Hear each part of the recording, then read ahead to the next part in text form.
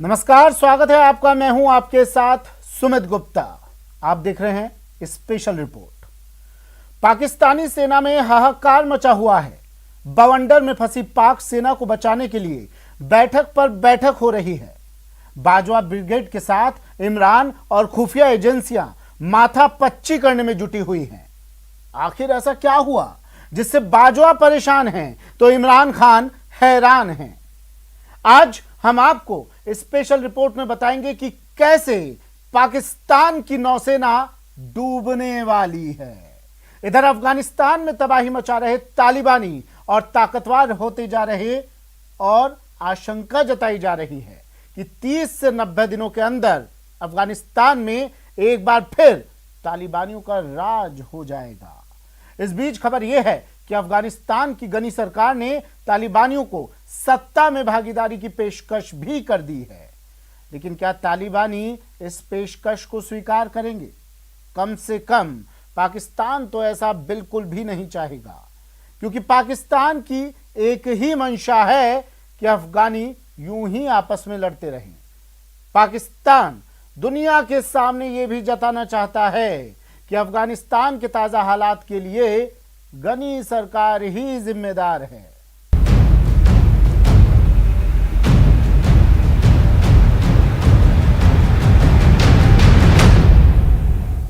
पाकिस्तान की राजधानी इस्लामाबाद में बैठकों का दौर चल रहा है। पाकिस्तान की सरकार, वहां की सेना और खुफिया एजेंसी ISI के लोग माथापच्ची कर रहे हैं। आप सोच रहे होंगे कि ऐसा क्या हो गया कि सरकार और सेना घबराई हुई है। दरअसल पाकिस्तानी दशकों पुराने 3 जंगी हथियार अब कबाड़ बन चुके हैं। ये वो हथियार हैं जिनके बलबूते पाकिस्तान के हुक्मरान भारत को समंदर में चुनौती देने का दम भरते थे। तो देखिए अब तक के सबसे बड़े बवंडर में फंसी इमरान आर्मी कश्मकश पर हमारी ये एक्सक्लूसिव रिपोर्ट।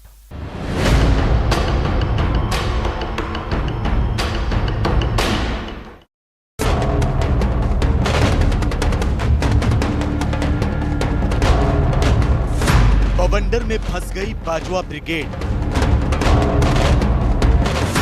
बर्बाद हुई पाकिस्तान की नौसेना,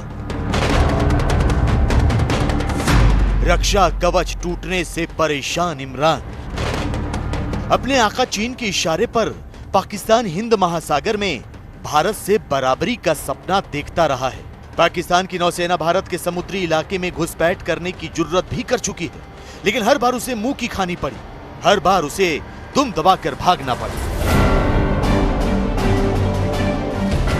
मगर अब इमरान खान और उनके सिपह सालार जनरल कमर जावेद बाजवा अपनी नौसेना को लेकर कुछ ज्यादा ही फिक्रमंद हैं। इतने परेशान कि बाजवा सैन्य अधिकारियों के साथ लगातार मीटिंग कर रहे हैं, पाकिस्तान की समुद्री सीमा की रक्षा करने के उपाय तलाश रहे हैं। इस्लामाबाद में हड़कंप मचा है और इसकी वजह यह है कि तकनीकी खराबी की वजह से पाकिस्तान नौसेना की केवल 2 पनडुब्बियां ही ड्यूटी पर तैनात हैं। पाकिस्तान की 5 में से 3 अगोस्ता क्लास सबमरीन पूरी तरह कबाड़ हो चुकी हैं, लिहाजा ये तीनों पनडुब्बियां अभी समुद्र में नहीं उतर सकती। रक्षा जानकारों की माने तो अगले साल के मध्य तक पाकिस्तान को केवल 2 पनडुब्बियों से ही काम चलाना होगा। मतलब ये कि पाकिस्तान की समुद्री सीमा की सुरक्षा दांव पर लग चुकी है, उसका रक्षा कवच टूट चुका है, जिसका फायदा दुश्मन कभी भी उठा सकता है। एक रिपोर्ट के मुताबिक पाकिस्तान की केवल 2 सबमरीन अगोस्ता 90B और अगोस्ता 70 ही अगले साल के मध्य तक समंदर की निगहबानी कर पाएंगे। बताया जा रहा है कि पाकिस्तान की अगोस्ता 70 क्लास की पनडुब्बी PNS हुर्मत के इंजन में दिक्कत है और इसके इलेक्ट्रॉनिक वॉरफेयर सपोर्ट सिस्टम में भी समस्या है, लिहाजा ये पनडुब्बी अब काम करने की हालत में नहीं है।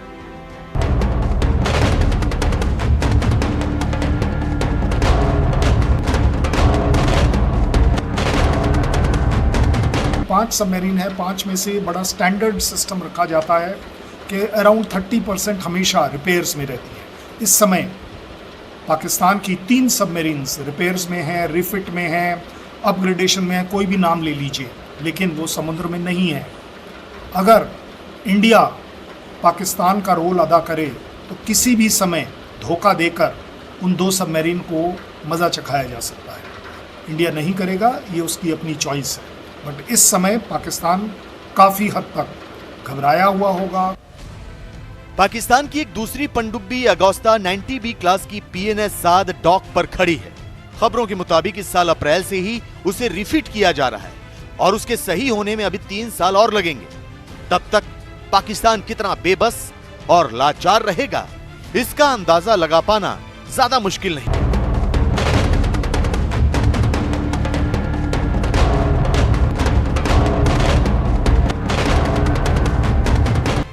वैसे आपको बता दें कि पाकिस्तान के पास कुल 5 पनडुब्बियां हैं। PNS हशमत, जिसे 1990 में पाकिस्तान नौसेना में शामिल किया गया। PNS हुरमत, जिसे 1992 में नौसेना में शामिल किया गया। PNS खालिद, जिसे 1993 में शामिल किया गया।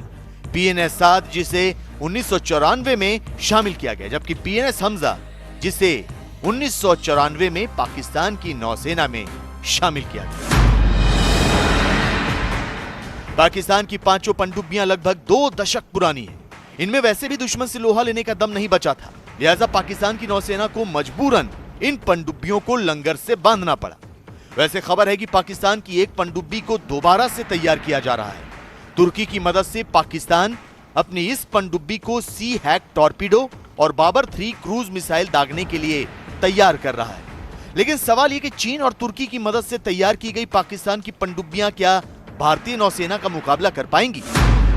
प्रोजेक्ट 75 के तहत भारत 5 स्कॉर्पियन क्लास की पनडुब्बियां तैयार कर रहा है, जिनमें से 3 नौसेना में शामिल भी की जा चुकी हैं। इनके अलावा चक्र क्लास की 1 पनडुब्बी, सिंधु घोष क्लास की 9 पनडुब्बियां और शिशुमार क्लास की 4 पनडुब्बियां सक्रिय हैं। पाकिस्तान नेवी और इंडियन नेवी को अगर हम कंपेयर करना शुरू करेंगे तो मेरे ख्याल वो अनजस्टिफाइड हो जाएगा। दोनों ही कंट्रीज़ के लिए इंसल्ट हो जाएगी। इंडिया के लिए इंसल्ट इसलिए हो जाएगी कि इंडिया की ताकत नेवल सोच नहीं सकता पाकिस्तान कभी उस लेवल पर अगले 10 साल में आने की। अगर आज की तारीख में सबमरीन्स को कंपेयर करा जाए तो अगर पाकिस्तान के पास सिर्फ 5 डीजल इलेक्ट्रिक सबमरीन अगर हैं तो इंडिया के पास 15 हैं, और 15 के अलावा न्यूक्लियर, वो भी एक अपने आप में बहुत बड़ा थ्रेट है। इसमें दो राय नहीं कि भारत की पनडुब्बी पावर के आगे पाकिस्तान पानी मांगता नजर आएगा, लेकिन जिस तरह उसकी 3 पनडुब्बियां समंदर किनारे खड़ी हैं, उससे फिलहाल पाकिस्तान सेना की नींद उड़ी हुई है। पाकिस्तान की नौसेना को इस बात का डर खाया जा रहा है कि कहीं उसकी समुद्री सीमाएं दुश्मन के कब्जे में न चली जाएं।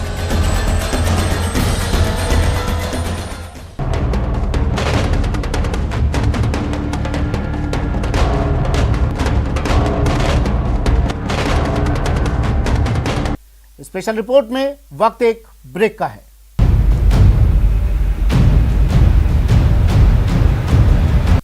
ब्रेक के बाद स्वागत है आपका।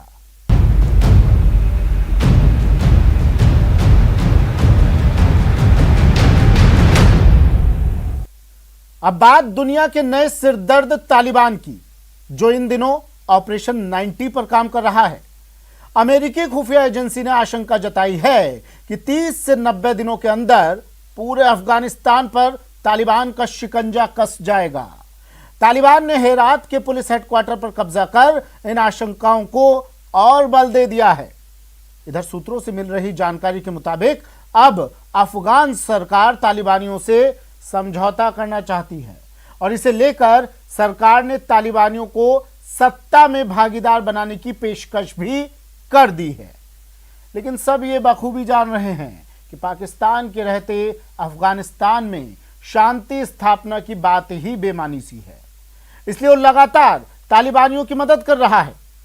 दरअसल पाकिस्तान को तालिबानियों की हुकूमत में ही अपना हित दिख रहा है और पाकिस्तान ये भी चाहता है कि अमेरिका अब अफगान सरकार की कोई मदद ना करे।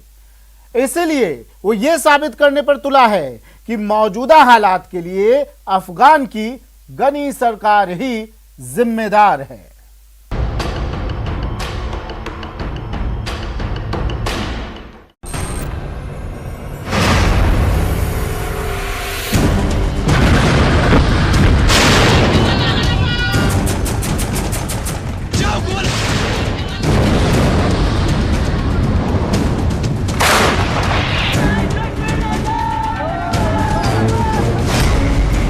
90 दिनों में अफगानिस्तान पर तालिबान राज।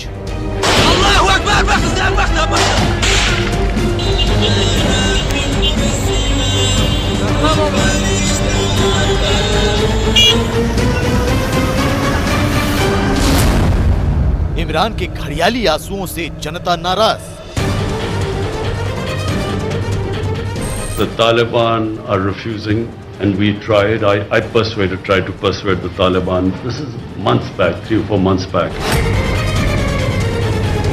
भले ही पाकिस्तान की नियाजी सरकार अफगानिस्तान में तालिबान के रक्त चरित्र पर झूठा अफसोस जता रही, भले ही पूरी दुनिया के सामने पाकिस्तान के वजीर आजम अफगानिस्तान में मची इस तबाही के लिए किस्मत को कसूरवार ठहरा रहे हैं,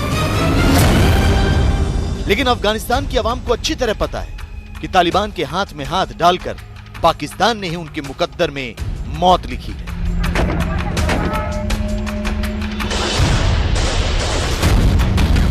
पाकिस्तान ने अपने पालतू आतंकियों और अपने सिपाहियों को अफगान आर्मी के खिलाफ जंग लड़ने के लिए भेजकर तालिबान के हाथ मजबूत किए हैं। इससे पहले कि हम आपको पाकिस्तान की वजह से बर्बाद हुए अफगानिस्तान की तस्वीरें दिखाएं, सुनिए इमरान खान ने किस तरह तालिबान के साथ अपने संबंधों का बचाव किया और सारा कसूर अफगानिस्तान की मौजूदा सरकार पर मढ़ दिया। Right now, from what I can see, they are blaming Pakistan, as well as they are now trying everything to somehow get the Americans back into Afghanistan. You know, the whole posturing right now is that they're blaming the Americans for this debacle, Pakistan and the Americans. And they are trying to somehow persuade the Americans to actually intervene. And Imran Khan की माने तो अफगानिस्तान की अशरफ गनी सरकार ही वहां मची तबाही की गुनहगार है, जबकि अफगानिस्तान की सरकार खुले तौर पर इस बात को कह चुकी है कि पाकिस्तान ने तालिबान का साथ देने के लिए 20,000 से ज्यादा आतंकियों और सिपाहियों को भेजा। अफगान सरकार के इल्जामों को पुख्ता करते कई सबूत भी हैं। ऐसे में इमरान खान की खुद को पाक साफ साबित करने की कोशिश कभी कामयाब नहीं होगी। पाकिस्तान चाहकर भी अपने गुनाहों के दाग धो नहीं पाएगा। यही चाहेंगे कि अगर ऐसी चीज़ें हो रही हैं तो बिल्कुल बंद किया जाए।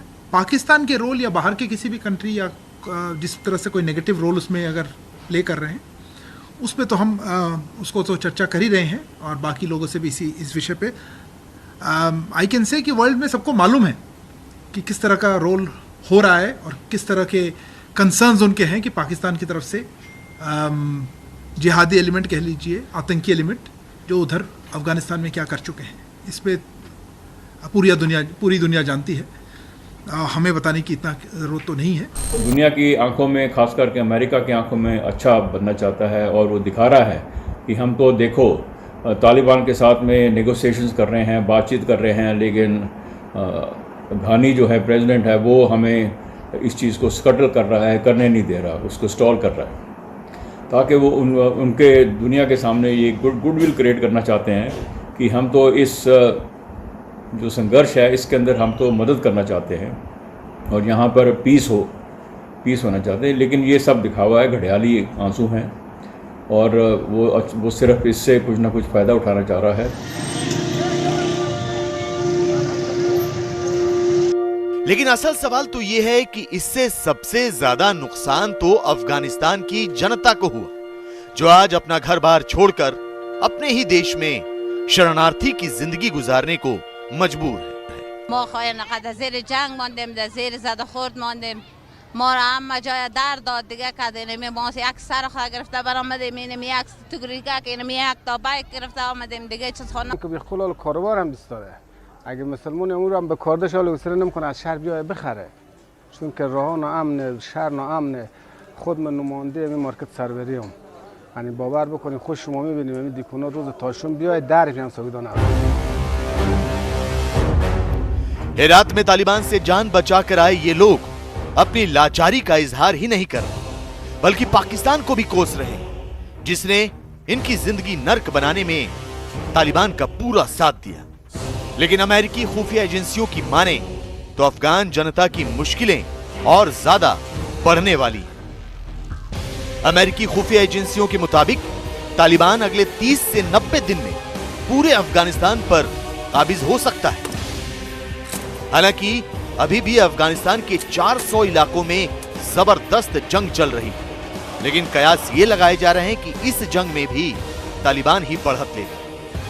काबुल एक बहुत बड़ी आबादी है, बहुत बड़ा टाउन है, बहुत बड़ी सिटी है, और उसको अभी जो उसको प्रोटेक्ट कर रहे हैं, डिफेंड कर रहे हैं, वो अफगानी स्पेशल फोर्सेस हैं। उनकी मदद से उनको डिफेंड किया जा रहा है। तो ये सारी अफवाहें हैं कि ये अफगानी की गवर्नमेंट के ऊपर प्रेशर डालने के लिए कि किसी तरह से उनके ऊपर प्रेशर डले और वो जल्दी से जल्दी हथियार डाल दें।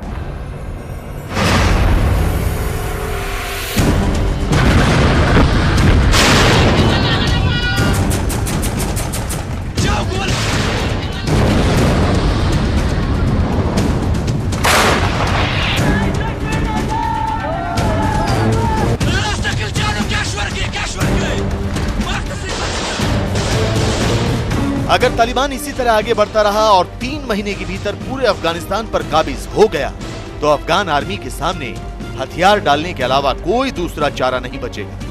लिहाजा अमेरिकी खुफिया एजेंसियों के खुलासे के बाद अफगानिस्तान की अशरफ गनी सरकार में हड़कंप मच गया और तालिबान को मात देने के लिए अफगान सरकार ने 3 चरणों वाला मास्टर प्लान तैयार किया, जिसके तहत पहले चरण में अफगान आर्मी की हार को रोकने की कोशिश होगी, दूसरे चरण में सैनिकों को फिर से इकट्ठा करने की कोशिश होगी ताकि उनकी मदद से शहरों के आसपास सुरक्षा घेरा तैयार किया जा सके, जबकि तीसरे चरण में तालिबान के खिलाफ आक्रामक कार्रवाई शुरू की जाएगी। अफगानिस्तान की सरकार अपने 3 डिग्री प्लान में कितनी कामयाब होती है, इसका बहुत जल्द पता चल जाएगा। लेकिन फिलहाल तालिबान के साये में घुट रहे अफगानिस्तान के जो हालात हैं, उस पर संयुक्त राष्ट्र संघ भी नजर बनाए हुए। संयुक्त राष्ट्र मानवाधिकार आयोग ने वहां तालिबान की ओर से जारी कत्लेआम की मजम्मत की। Casualties are continuing to mount, and reports of violations that may amount to war crimes and crimes against humanity continue to emerge. We all know that urban warfare results in scores of civilians being killed. We have seen it before, too many times. In Afghanistan, since the 9th of July, in 4 cities alone, and these are Lashkargah, Kandahar, Herat, and Kunduz, at least 183 civilians have been killed, and 1,181 have been injured, including children. Afghanistan में तालिबान लगातार अपना दायरा बढ़ाता जा रहा है। वो देश के बड़े और अहम प्रांतों की राजधानियों पर काबिज होता जा रहा है। अब तालिबान ने अफगानिस्तान के गजनी शहर पर भी कब्जा कर लिया है। तालिबान की ये पकड़ इसलिए भी चिंता बढ़ा रही है क्योंकि वो देश की राजधानी काबुल के बेहद करीब पहुंच चुका है। गजनी शहर काबुल से सिर्फ 150 किलोमीटर की दूरी पर है। गजनी 10वीं प्रांतीय राजधानी है जिस पर इसी हफ्ते तालिबान ने अपना कब्जा किया। इस्लामी इमारत मुजाहिदीन पटोल शहर के गर्जे गजमे के भी और खुशहाल इस्लामी इमारत में। अफगानिस्तान के राष्ट्रपति अशरफ गनी को भी पता है कि अब काबुल पर खतरा मंडरा रहा है, लिहाजा उन्होंने मज़ार शरीफ के लोकल मिलिशिया ग्रुप के साथ बैठक की। अफगान सरकार नहीं चाहती कि मज़ार शरीफ में तालिबान का सफेद झंडा लहराए, क्योंकि यहाँ तालिबान की एंट्री का मतलब होगा पूरे नॉर्थ अफगानिस्तान से हाथ धोना।